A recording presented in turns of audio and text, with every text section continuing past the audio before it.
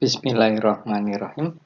Titik info kali ini judulnya adalah Hermeneutika Holistik, memahami pemahaman paripurna.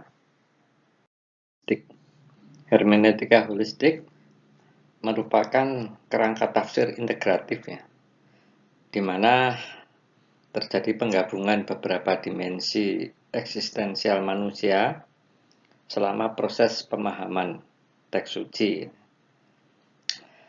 Hermeneutika holistik lahir dari kesadaran bahwa tidak ada satupun pendekatan yang dapat sepenuhnya itu menjelaskan proses penafsiran yang sifatnya kompleks. Nah, dalam hermeneutika holistik itu terlibat beberapa elemen ya, seperti halnya akal, ya, tubuh, sistem saraf, ya, entitas goib atau non material, serta melibatkan eksistensi ekologi serta ruang waktu. Pilar hermeneutika holistik. Pertama, hermeneutika tradisional ya, yang menekankan aspek historis, linguistik, dan metodologis ya, dalam praktek penafsiran teks. Ya. Kemudian melibatkan disiplin ilmu ya, seperti ilmu tafsir klasik, ya, ilmu usul fikih, dan balaghah. Mengedepankan otoritas sanad, ya, konteks turunnya ayat atau asbabun nuzul, dan pemahaman para sahabat. Kedua adalah neurohermeneutika, yakni otak sebagai instrumen penafsiran, yakni melihat penafsiran sebagai hasil kerja kompleks ya, sistem syaraf pusat gitu, yang melibatkan aktivitas jaringan syaraf atau neural networks ya, seperti default mode network ya, DMN ya, saat dilakukan atau melakukan refleksi secara mendalam. Kemudian ada juga peran memori autobiografis ya, kognisi sosial dan emosi dalam membentuk makna. Neurohermeneutika juga menekankan peran profil otak ya, semisal dominasi lobus tertentu ya, dalam menentukan kecenderungan penafsiran seseorang. Ketiga, hermeneutika tubuh atau hermeneutics of the body gitu ya, di mana tubuh sebagai ruang penyingkapan makna gitu. Nah, cirinya antara lain mengacu pada pendekatan fenomenologis dan embodied cognition.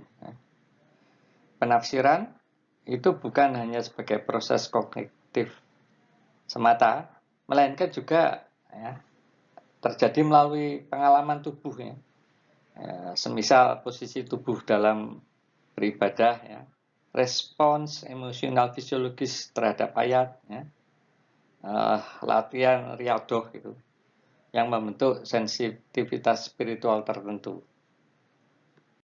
Yang keempat adalah pengaruh entitas goib ya, dalam hal ini malaikat dan iblis dalam tafsir. Barangkali bisa dikatakan juga sebagai hermeneutika metafisika gitu, ya.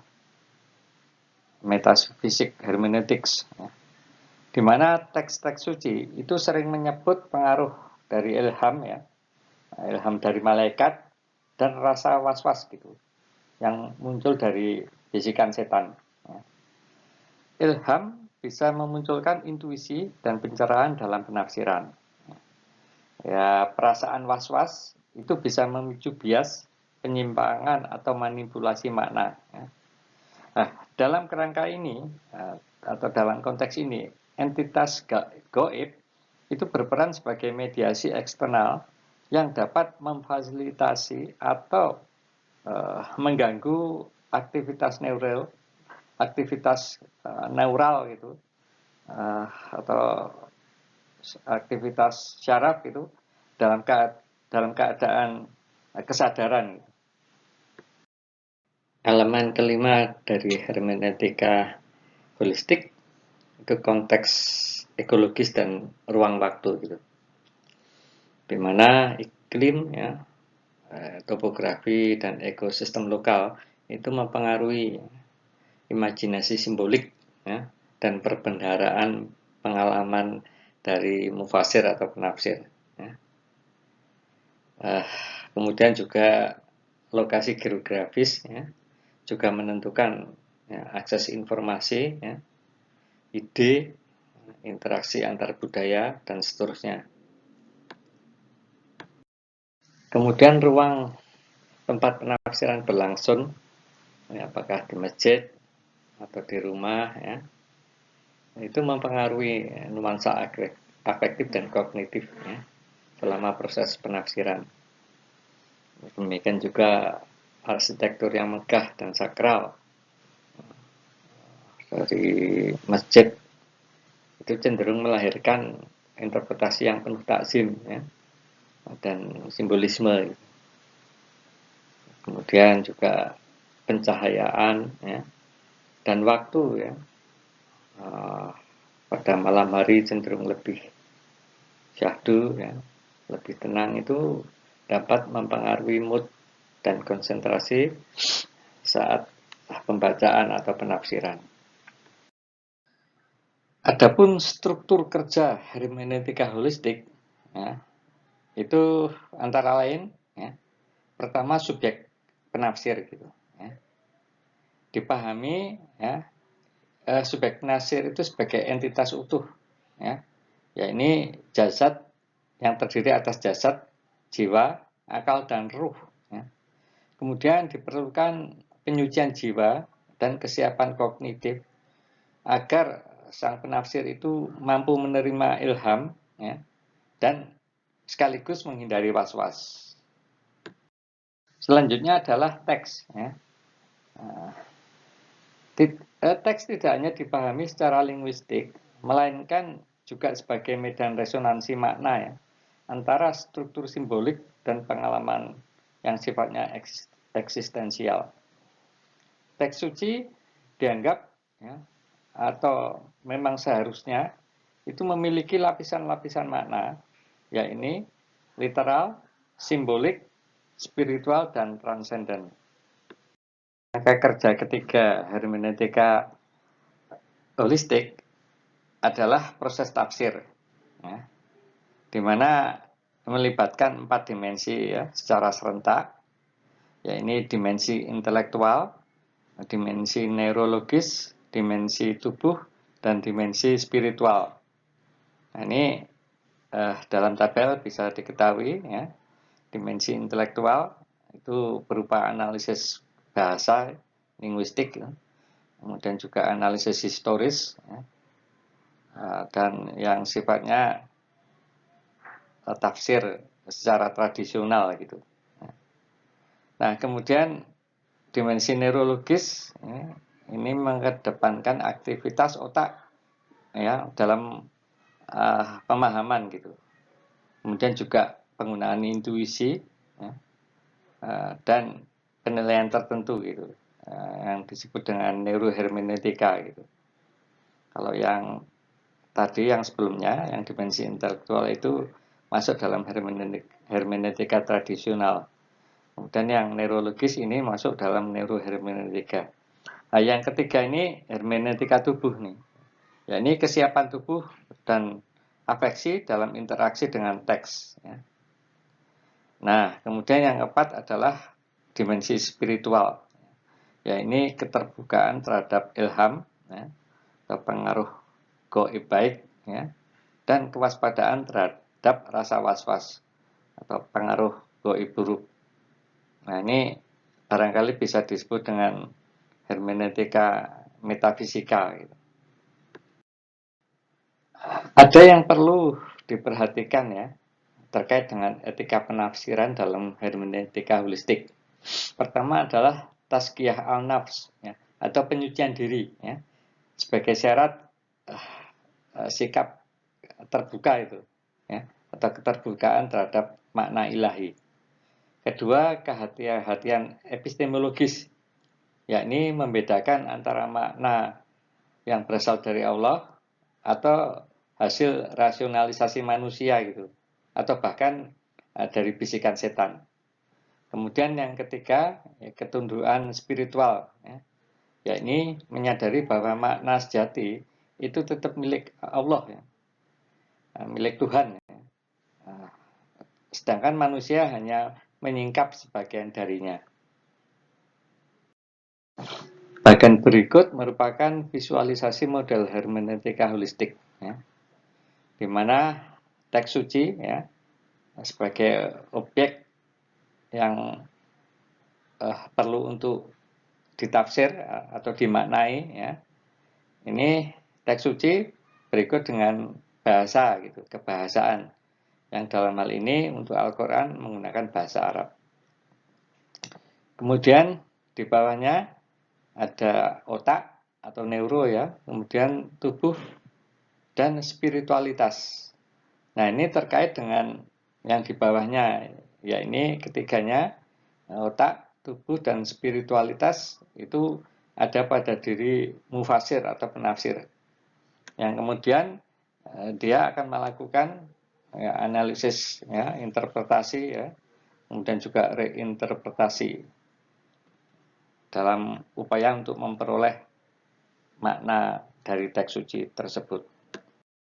Namun seiring dengan waktu dan perkembangan ilmu pengetahuan atau sains modern, khususnya di bidang neuroscience, kemudian juga ilmu-ilmu empiris lain seperti sosiologi, antropologi, fenomenologi dan seterusnya, itu mengungkap bahwa proses penafsiran itu tidak hanya berlangsung dalam kerangka linguistik atau bahasa dan logika semata-mata gitu.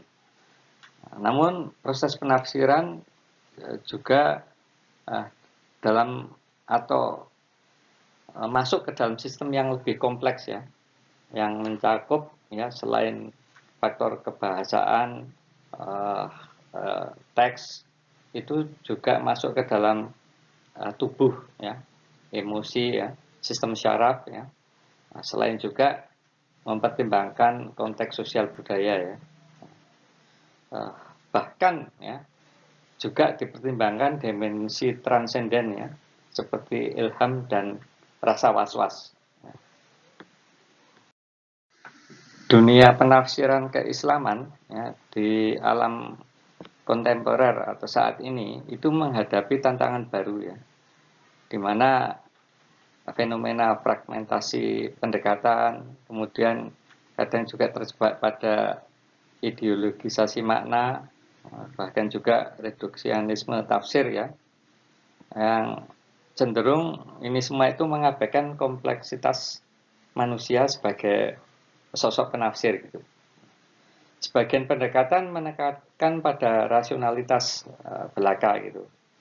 Sementara yang lain terlalu menitik beratkan pada pengalaman subjektif tanpa disertai dengan perangkat epistemik yang kokoh.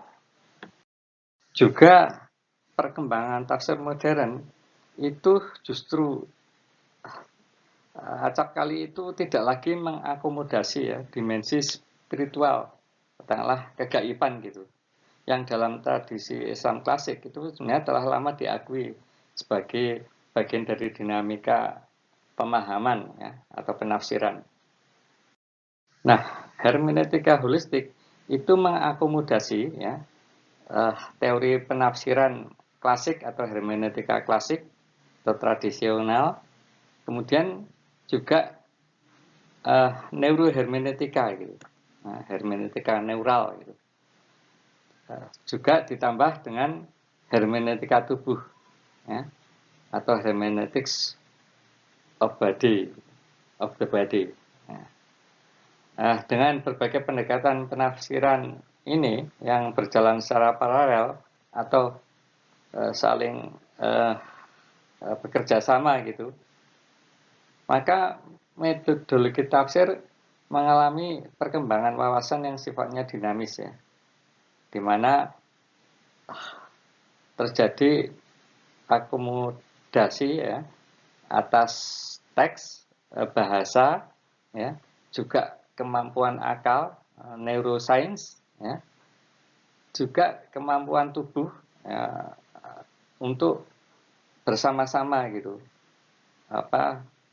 melakukan pendekatan upaya untuk membangun sistem pemahaman yang sifatnya itu utuh itu ya, kontekstual dan mengakomodasi aspek spiritual sekaligus. Inilah hermeneutika holistik. Teori penafsiran teks suci, berbagai pendekatan teori penafsiran atau hermeneutika telah dikembangkan dalam rangka memahami wahyu secara lebih mendalam dan bertanggung jawab. Hermeneutika tradisional atau tradisional ya, dalam Islam, ya, misalnya, itu telah membentuk fondasi metodologis yang kuat ya, melalui pendekatan tafsir bil ma'thur dan tafsir bil ro'i dengan mengandalkan sanad, bahasa dan konteks asbabun nuzul ya, sebab-sebab turunnya ayat itu sebagai pemandu utama dalam memahami makna teks. Wallahu a'lam bishawab. Mohon maaf atas segala kekurangan. Terima kasih.